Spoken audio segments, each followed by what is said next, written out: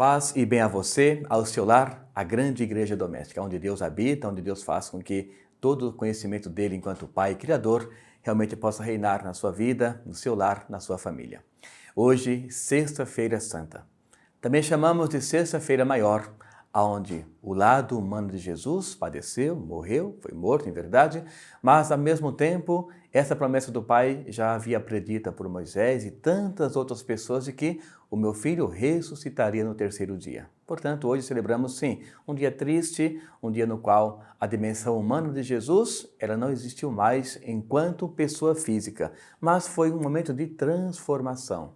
Ou seja, passar do lado humano para essa promessa eterna que Deus fez para nós, que é a ressurreição do seu Filho unigênito.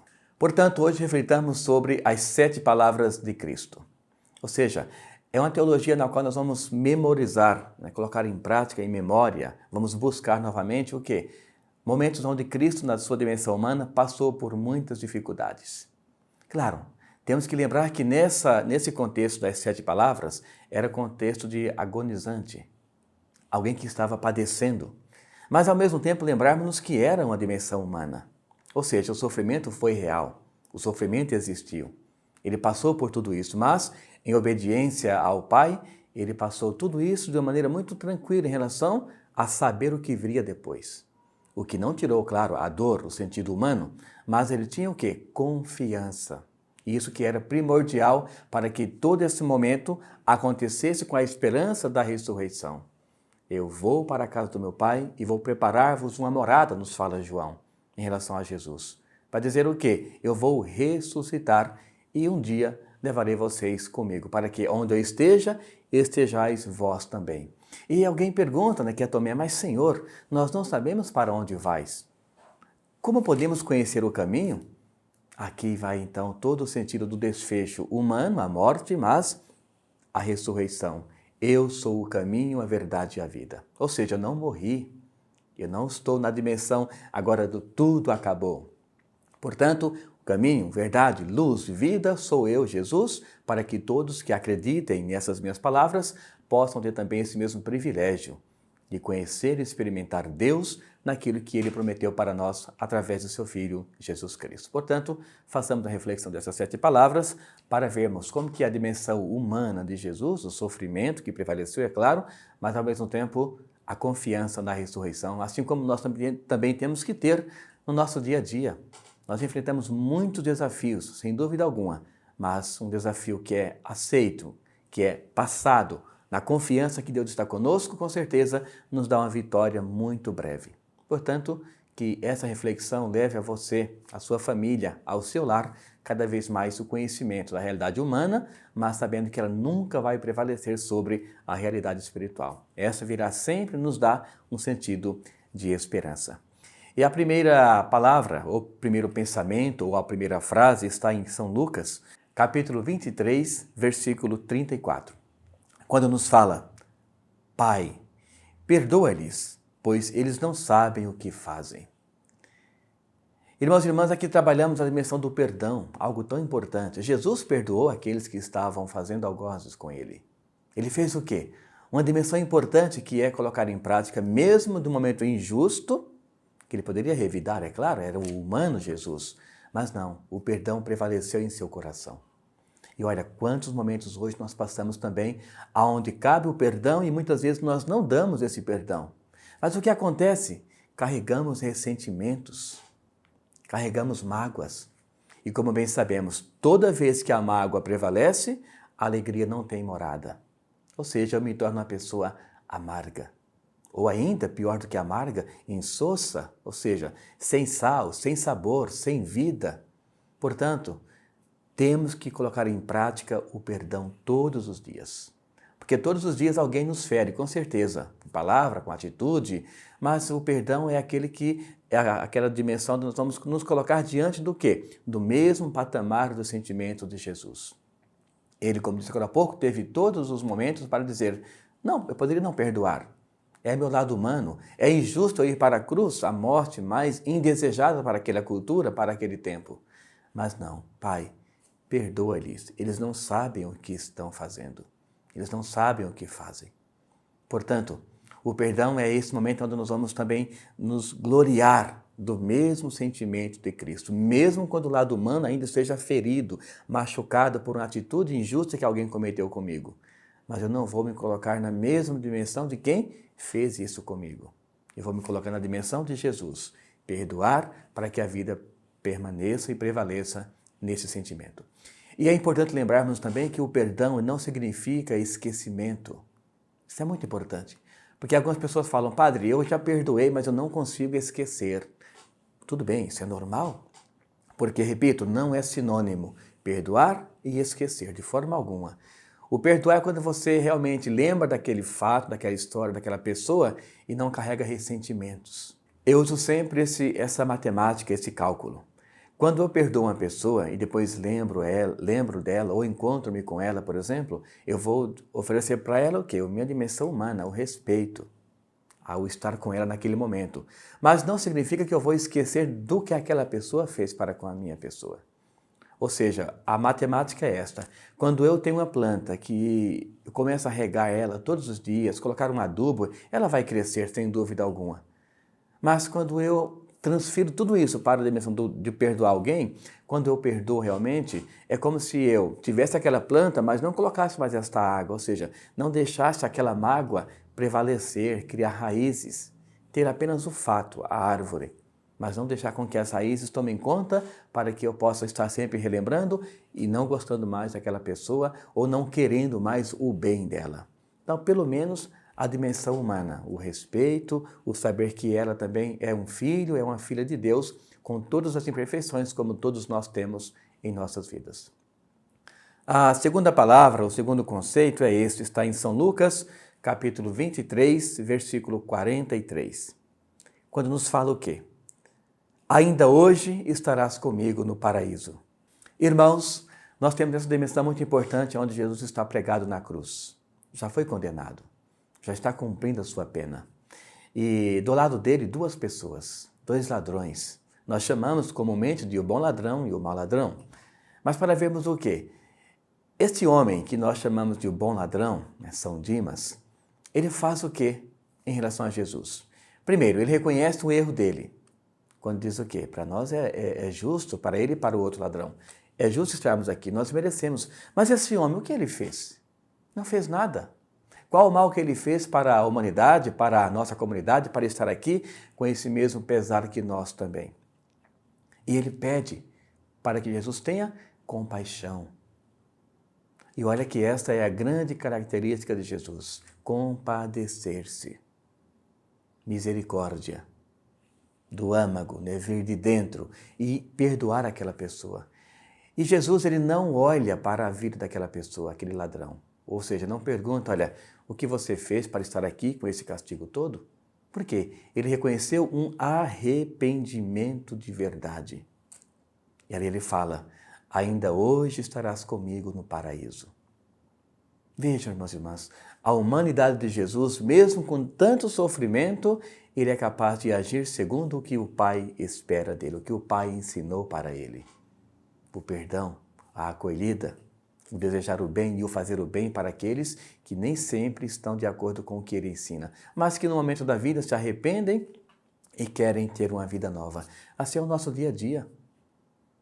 Nós nos arrependemos constantemente de muitos erros que cometemos e Deus sempre está dizendo que, olha, eu quero recomeçar com você novamente. O próprio filho pródigo não se importou com os conselhos, com a boa conduta do pai. Não, eu quero a minha vida, eu quero os meus amigos, eu quero a minha herança, eu quero as minhas festas. E o pai sabia que tudo isso era algo em vão, algo que iria passar. Mas sabia claramente que voltaria para que o seu filho pudesse ter novamente o quê? A paz tão desejada dentro de um lar, dentro da casa. E assim foi. O filho voltou e teve tudo novamente porque o pai o perdoou. Portanto, Jesus também fez com que essa mesma dimensão pudesse acontecer em um momento mais difícil da sua dimensão humana. Estar crucificado na cruz, sofrendo as dores de um prego, mas dizendo, eu te perdoo, eu te acolho hoje mesmo na casa do meu pai. Terceiro momento dessa reflexão está em São João, capítulo 19, no versículo 26. Um momento de apoio para aqueles que sofrem. Quando fala o quê? Mulher, eis aí o teu filho. Filho, eis aí a tua mãe. Para vermos o que, irmãos e irmãs? Jesus nos entrega uma mãe para nós sabermos claramente que neste mundo nós não estamos sozinhos. Entrega a sua mãe como aquela que vai ser direcionada para a nossa vida também. E ao mesmo tempo, para João, ele fala, eis aí a tua mãe. Filho, eis aí também aquela que vai cuidar de ti no seu dia a dia. Portanto, essa troca é esse momento oportuno para nós irmos ao encontro de uma mãe que está sempre ao nosso lado. Lembrando que também, naquele momento, a dor da mãe que vê o seu filho numa cruz, injustamente pregado, sofrendo, mas aos pés da cruz ela chora, ela sente essa dor também, mas ela tem clara certeza de que tudo era uma semente que estava ali. E era necessário que tudo acontecesse para que a semente pudesse eclodir, né? Lançar o seu sua primeira ruptura e a partir daí vir caule, folhas, frutos, ou seja, o Novo Testamento. Um momento muito importante para que Deus pudesse cumprir a sua promessa para conosco. O quarto momento, ali temos o quê? Um momento muito importante também diante de tanto sofrimento, a presença de Deus. A dimensão humana prevalecendo na dor, mas ao mesmo tempo, ele dizendo o quê? Eu reconheço a dor, mas eu sei que é por conta dela que eu vou vencer. Quando fala, meu Deus, por que me abandonastes? Mateus 27, versículo 46. Para vermos o quê? Na solidão que nós passamos muitas vezes, como Jesus passou naquela cruz, ele reconheceu a dimensão do Pai. Ali estava o resumo de toda a sua dimensão humana, todo o seu sofrimento, mas também o resumo da esperança. Me abandonaste? Será? Porque em seguida, quando continuamos a leitura, o que ele fala? Não, Senhor, eu não vim para que esse mundo pudesse estar diante de mim por todo sempre. Portanto, eu vim para outra dimensão. Então, não me abandonastes, ao contrário, estou num momento de transição para que a vida eterna aconteça pela minha morte humana. Serei então ressuscitado no corpo glorioso e nunca mais terá fim. Ou seja, o abandono não é sinônimo na dimensão humana que tudo está acabado. Para quem? Para quem acredita, para quem crê, claro. Então a morte humana é o quê? É uma passagem para nós estarmos diante, agora sim, face a face com o Criador por todo sempre. Portanto, Jesus passou por isso também. Na dimensão humana, viu a dor, sentiu a dor, mas tinha plena certeza que era necessário passar por ela para chegar então à eternidade. Ele fala, por exemplo, né, o cálice amargo, tanto sofrimento, mas depois ao mesmo tempo reconhece, não, Pai, que não seja feita a minha vontade, mas a tua vontade. Portanto, a dimensão humana pode acontecer na pior dor na minha carne, que possa até soar sangue, como nós bem sabemos que assim ele o fez. Mas não se importou, porque sabia claramente o que viria em seguida, a ressurreição que era a promessa do Pai. No quinto momento nós temos em São João 19, versículo 28, quando fala, tenho sede. Um pedido, um sofrimento ali, buscando interiorizar a vida dele, e ele dizendo, tenho sede, como aquele que diz, olha, é um momento oportuno para eu pedir algo, mas ao mesmo tempo eu sei e reconheço que esse pedido vai alastrar-se por todo o tempo. Como quem diz, irmãos e irmãs, em um momento de dor podemos sim confiar em Deus. Claro, ele pediu a sede no sentido humano, mas ofereceram-lhe vinagre, algo amargo. Também uma alusão ao seu sofrimento. Não era nada agradável tomar vinagre quando se tem sede, com tantas dores pelo corpo, o pouco que escorreu pela sua boca, com certeza feriu mais ainda as suas chagas, as suas feridas. Mas esse pedido é o quê? É ele dizendo, a humanidade sofrerá também, tanto quanto estou sofrendo agora, mas o Pai vai recompensar. A minha ressurreição tirará toda essa dor. Claro que eu não me refiro à dor humana. Se eu me cortar, eu vou sentir dor, é claro. Mas a dor que ele fala é o quê? É o pensar que tudo acaba com a morte humana. Infeliz aquele que pensa dessa forma, porque não é verdade. Deus nos prometeu a ressurreição. A alegria, portanto, o ter sede é o quê? É tirar o sofrimento daquelas pessoas que pensavam que tudo na cruz, aliás, numa morte humana, tudo se acabaria. Ele fala o quê? Eu vim trazer a alegria da ressurreição para vós. Portanto, esta é a frase que faz com que nós tenhamos a esperança mais aguçada cada dia mais. Sexta palavra ou sexto pensamento, quando ele fala, por exemplo, tudo está consumado, às 15 horas. Está em João 19, versículo 30. Ali, irmãos e irmãs, ali se cumpre duas dimensões importantes. A primeira, a dimensão humana de Jesus. Não existia mais o corpo físico de Jesus, o humano de Jesus. Ali era no momento de colocar a semente debaixo da terra, esperar, Aqui nós chamamos dessa transição do tríduo pascal, os 3 dias, como ele já havia falado, Em 3 dias vou ressuscitar, vou destruir esse templo e em 3 dias vou reconstruí-lo. Claro que não era o templo físico, mas sim a sua ressurreição. Coloque uma semente de feijão, por exemplo, aí na sua casa mesmo, embaixo de um algodão úmido e espere alguns dias para ver o que acontece. Qualquer semente, em verdade. Ela vai eclodir, ela vai lançar uma vida nova, ela vai produzir uma nova árvore de acordo com a sua semente. Portanto, tudo está consumado. Encerra a dimensão humana de Jesus e começa esse processo de gestação, que eu vou chamar de 3 dias, que é o tríduo pascal. Gestar o quê? A ressurreição. E agora, a árvore da vida está entre nós, de maneira que nunca mais terá fim. E ao mesmo tempo, a outra dimensão é quando Deus fala, que eu vou enviar para vós o meu filho, que ele vai passar por tudo isso. Vai ser entregue, vai sofrer, vai, enfim, deixar uma dimensão humana muito dolorida, mas ele vai ressuscitar ao 3º dia. E dará então pleno cumprimento à minha lei, à minha vontade. E a 7ª palavra, ou 7º pensamento, está então em São Lucas, capítulo 23, versículo 46, quando ele fala, Pai, em tuas mãos eu entrego o meu espírito. Irmãos, nós sabemos que Jesus veio para dar um sentido novo à nossa vida. Os sinais ou os milagres que ele fez foi para que nós tenhamos a compreensão de uma nova realidade em nossas vidas, em um novo tempo, um novo modelo de nós observarmos, de vivermos com a outra pessoa, com o próximo. Portanto, em tuas mãos eu entrego o meu espírito. Ele fala o quê? Cumpri a minha missão, ó Pai. Ensinei, caminhei, sofri, mas ao mesmo tempo a minha missão de filho na dimensão humana já está concluída. Portanto, agora é contigo. Como quem diz, eu espero somente a ressurreição. Eu creio, eu acredito nessa ressurreição. Eu creio que o templo será reerguido nesses 3 dias. Portanto, a nós também que acreditamos em Deus, cristãos católicos, busquemos essa grande comunhão com o Pai. Acreditarmos. Ele existe. Ele está em cada um de nós.